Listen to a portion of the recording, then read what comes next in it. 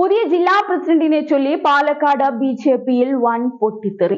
യുവമോർച്ച ജില്ലാ പ്രസിഡന്റ് പ്രശാന്ത് ശിവനെ പാലക്കാട് ബിജെപി ജില്ലാ പ്രസിഡന്റ് ആക്കുന്നതിനെതിരെയാണ് മുതിർന്ന നേതാക്കൾ അടക്കമുള്ളവർ പ്രതിഷേധവുമായി രംഗത്ത് വന്നത്.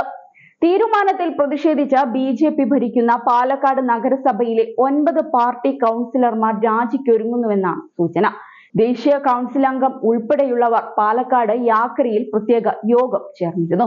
വിമത കൗൺസിലർമാർ രാജിവെക്കുകയാണെങ്കിൽ പാലക്കാട് നഗരസഭാ ഭരണം ബിജെപിക്ക് നഷ്ടപ്പെടുമെന്ന സ്ഥിതിയുണ്ടാകും. പ്രശാന്ത് ശിവനെ പാലക്കാട് ജില്ലാ അധ്യക്ഷനാക്കാനുള്ള തീരുമാനവുമായി മുന്നോട്ടു പോകാനാണ് നേതൃത്വം തീരുമാനിക്കുന്നതെങ്കിൽ 9 കൗൺസിലർമാർ പാർട്ടിക്ക് രാജിക്കത്ത് നൽകിയേക്കും. പ്രശാന്ത് ശിവന്റെ കാര്യത്തിൽ മാനദണ്ഡങ്ങൾ പാടെ ലംഘിച്ചുവെന്നാണ് പ്രതിഷേധം ഉയർത്തിയവർ ആരോപിക്കുന്നത്. പ്രസിഡന്റ് തിരഞ്ഞെടുപ്പിൽ കൂടുതൽ വോട്ട് ലഭിച്ചവരെ മാറ്റി നിർത്തുന്ന സ്ഥിതിയും ഉണ്ടായി. ജില്ലയിൽ നിന്നുള്ള മുതിർന്ന ബിജെപി നേതാവ് സി കൃഷ്ണകുമാർ തന്റെ അനുയായിയെ ജില്ലാ അധ്യക്ഷനാക്കി മാറ്റുന്നതിന് ഏകപക്ഷീയമായ രീതിയിൽ തീരുമാനമെടുത്ത് മുന്നോട്ടു പോവുകയാണ്.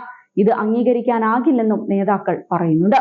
ഒരു കാരണവശാലും ബിജെപി വിടില്ലെങ്കിലും ജില്ലാ അധ്യക്ഷന്റെ കാര്യത്തിൽ എടുത്ത തീരുമാനത്തിൽ ഉറച്ചു നിൽക്കുമെന്ന് ബിജെപി ദേശീയ കൗൺസിൽ അംഗം എൻ ശിവരാജൻ വ്യക്തമാക്കി. യോഗത്തിൽ നഗരസഭാ ചെയർപേഴ്സൺ പ്രമീള ശശിധരനും പങ്കെടുത്തിരുന്നു. ഞങ്ങൾ വിമത പക്ഷമല്ല, ഔദ്യോഗിക പക്ഷമാണെന്നുമായിരുന്നു പ്രമീള പറഞ്ഞത്.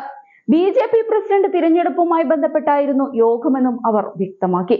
എന്നാൽ പുതിയ ജില്ലാ പ്രസിഡന്റിനെ തിരഞ്ഞെടുക്കുന്നതിൽ മാനദണ്ഡ ലംഘനമുണ്ടായിട്ടില്ലെന്നാണ് നിലവിലെ അധ്യക്ഷൻ KM ഹരിദാസ് പറയുന്നത്.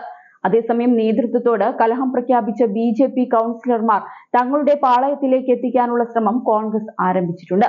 പാലക്കാട് നിയമസഭാ തിരഞ്ഞെടുപ്പ് സമയത്ത് ബിജെപി വിട്ടെത്തിയ സന്ദീപ് വാര്യർ വഴിയാണ് അവരുടെ നീക്കം.